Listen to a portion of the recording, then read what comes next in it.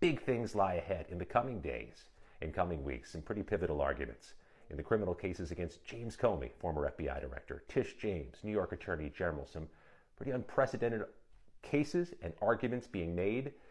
And then there's that other unprecedented case, if you will. The case of Sean Dunn goes to trial today. Jury selection begins this morning here in Washington. So who is Sean Dunn?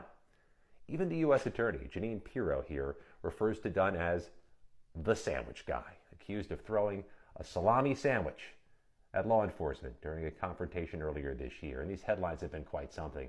He was, in fact, a former Department of Justice staffer as this case unfolded. There was also that moment, you'll recall, earlier this year where a grand jury initially declined to indict Dunn on the first set of charges presented to it by the U.S. Attorney. And there's that phrase, that cliche phrase, that a grand jury would indict a ham sandwich if asked by federal prosecutors, but they didn't in this salami sandwich case.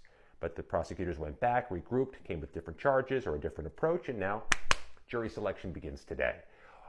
The prosecution in the last 72 hours sought to have this trial delayed, arguing that there's still some back and forth over jury instructions or what the jurors should be told, but they are going to proceed today. And I'll note that late last night, the defense submitted its proposed jury instructions, which included this instruction to the jury about the words Dunn said to law enforcement. Quote, "You can only convict Mr. Dunn's words or consider Mr. Dunn's words as potential violations of the statute at issue if you find beyond a reasonable doubt they in fact inflicted injury or tended to incite an immediate breach of the peace."